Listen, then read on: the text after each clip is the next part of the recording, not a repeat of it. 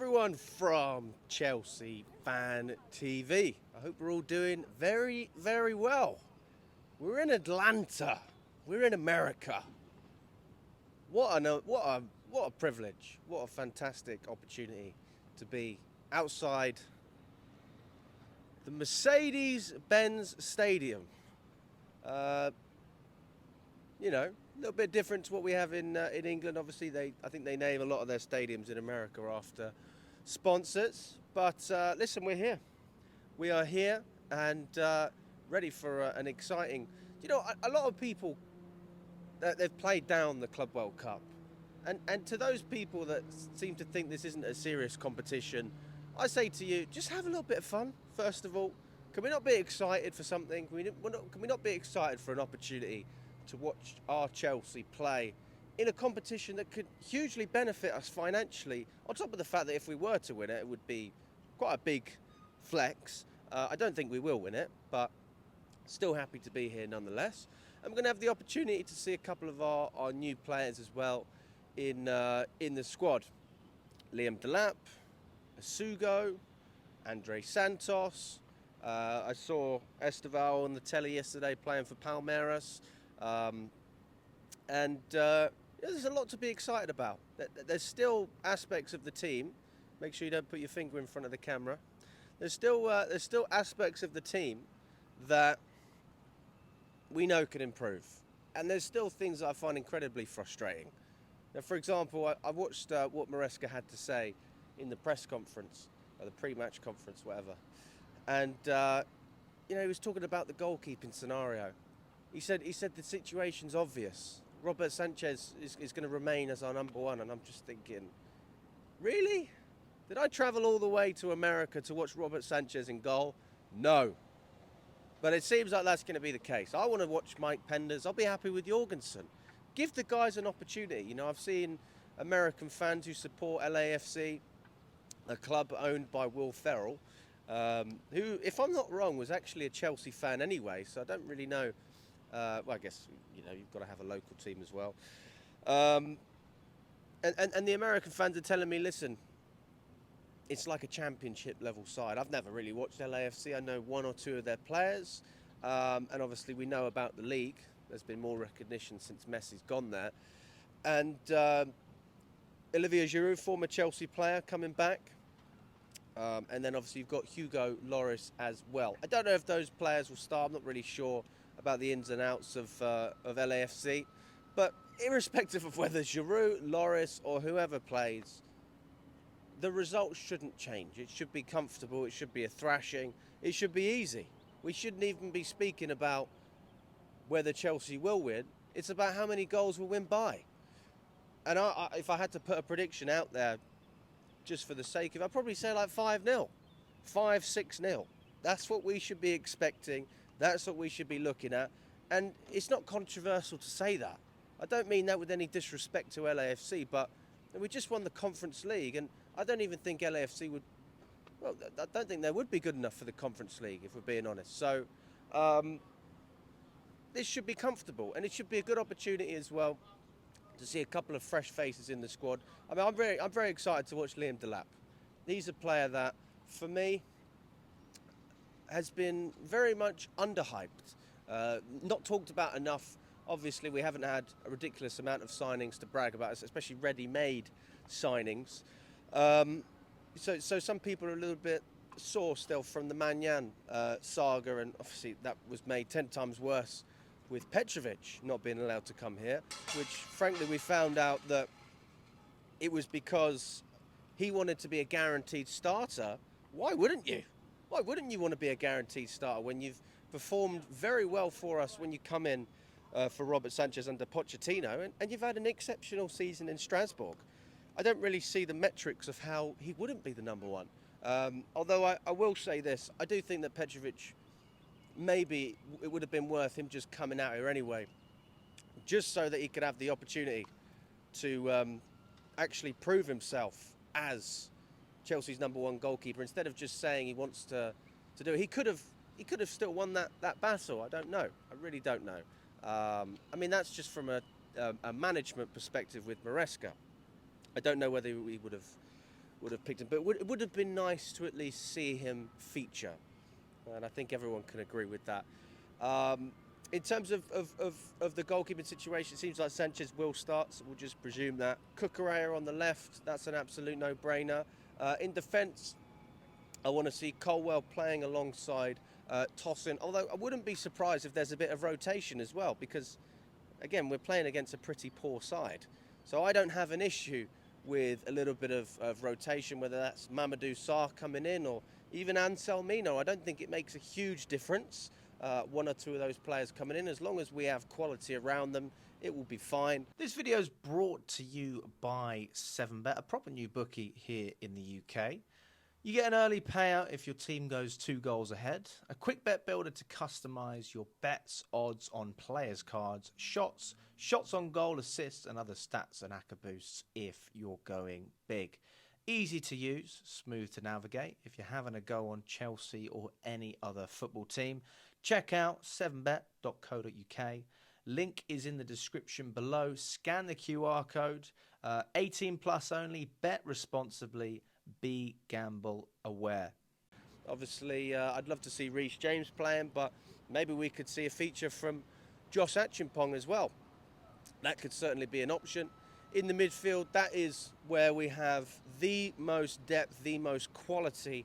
And you can look at Chelsea's midfield, at least on paper, and you can say that we would compete with the world's best in terms of the players that we've brought in and the depth that we've now acquired. Obviously Enzo Fernandez in there, over £100 million we spent on him. The same with Caicedo, 2 very, very good players who I thought Enzo Fernandez grew into this season, and I think he was exceptional in the Conference League final.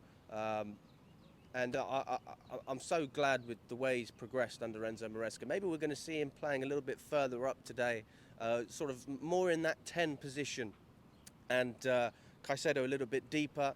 But we also have Lavia as well, who's travelled with the squad, as well as new signing Asugu and Andre Santos as well. I think everybody wants to watch Santos play, and there's a good chance that we do see it.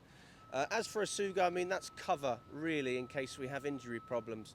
We know that Lavia obviously has a lot of issues, and Caicedo can't play every week, because eventually he will get injured. And then Dewsbury Hall as well, just to make up for numbers. But again, even if we started Dewsbury Hall, I'd still expect a comfortable win. That wouldn't change anything.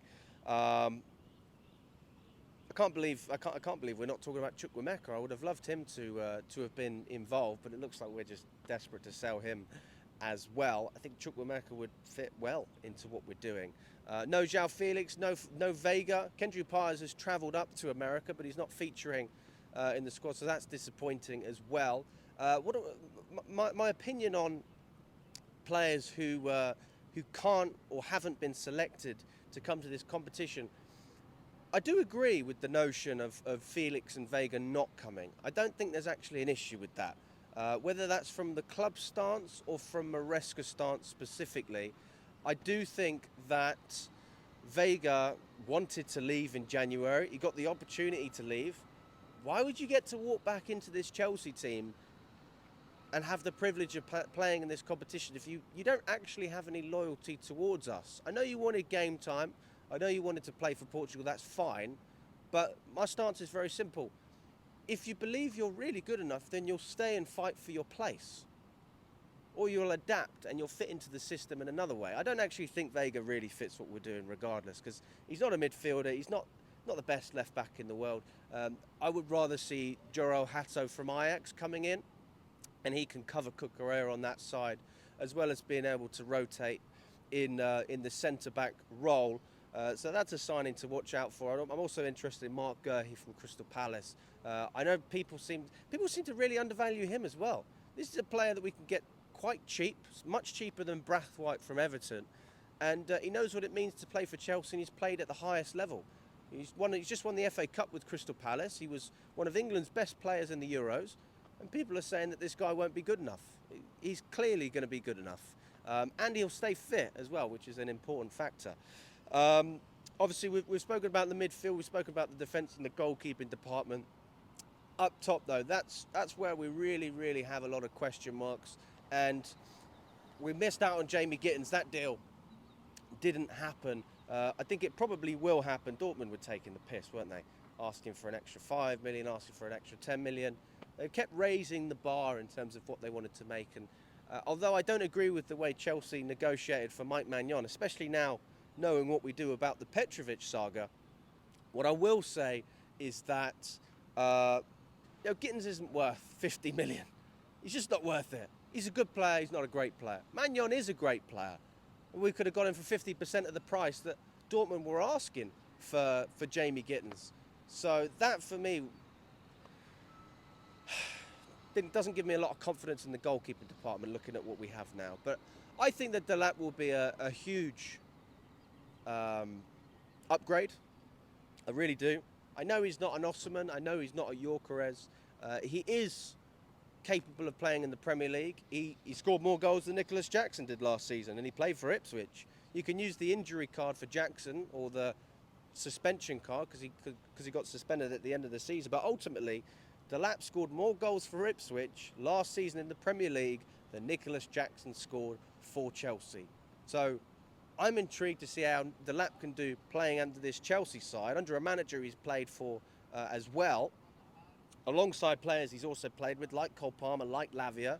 I think he played with Lavia as well. And to see if he can perform. If you have to create all of your own chances playing for a relegation side like Ipswich and you're still able to score 12 goals, what about if you've got the service of Neto, Palmer, Enzo Fernandez feeding you balls, Madueke hopefully creating chances as well? I mean, you'd expect him to get at least 15 over the course of the season, but I'm going to sit here and say I'm very confident about Delap, and I think as long as he's given a proper chance, he'll do well. I want to see Delap starting regularly as Chelsea striker, more so than Nicholas Jackson. Now, that could change when we watch him, but he has a lot of the qualities that we want and that we look for within a striker. He's a great dribbler. He's good on the counter, not that we counter anyway, but he can drive the ball, a bit like Jackson does, and he's got that strength, and the ability to bully defenders is going to be so key to what Chelsea are able to offer, because we are a technical side. But what I also want to see, like in any Premier League side, is that we can physically dominate as well. And Man City are a great example with a lot of technically gifted players, but they're massive. They're absolutely huge. You know, you've got Haaland in there, Rodri. And Chelsea are hopefully taking a leaf out of that book as well. Just getting a little bit more variety to what we're able to offer. Because I like Jackson, but he's not good enough to be Chelsea's top striker. He's just not good enough. That's the reality. So maybe we'll have an opportunity to see him playing on the wing.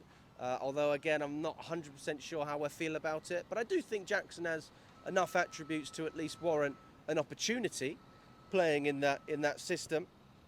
And yeah, that's how I'm feeling, guys. I'm feeling very confident. And again, it's, almost 8 a.m. in the morning here in Atlanta. We woke up early. I mean, it's brilliant. It's a lovely place. And I want to say as well, that's a police car. There are loads of police around there. The hospitality out here and the welcome that we've had from all the American fans and just the locals. I've heard of this term, Southern hospitality. That's apparently a thing. In England, the Northerners are nice, and the Southerners are, we're a little bit nasty, aren't we? We're pricks. In America, it's the opposite. All the Southerners are really nice, and then the Northerners, they say, wait till you go to New York, Alex. So I'm looking forward to that as well. So yeah, big thank you for the hospitality in Atlanta. I've only been here just over 24 hours, so not a long time. But it's been a good time, and we're going to be in America for a couple of weeks. Obviously Philadelphia as well. And we're going to go up to Florida, maybe even go to Miami, but not entirely sure. I just can't get this. The tipping culture, man. It's the tipping culture. That's the one thing I just... You know what? When I found out how much waiters actually make, I kind of understand it. And to be fair, they're pretty good. Like, the service is pretty good. So you do feel inclined to tip, but I'm like, everything you've got to tip? Really? What was it that you said, Dad, earlier? You bought a coffee for $6 and they wanted to put a 20% tip on it. you didn't even get served the coffee. It was self-service. I mean, how the hell does that work? But no, all jokes aside, it's been a great experience in America, and Atlanta so far is a big thumbs up. And we just need to see what happens at the football. That's why we're here. But I'm looking forward to speaking to a lot of American fans as well. We will be here outside the game, not necessarily in this spot, but we will be here outside the game. So if you are in Atlanta and you want to come and speak to us, come and say hello. And I'm looking forward to it. All the best, guys. And let me know your score predictions in the chat as well. We'll catch up very, very soon.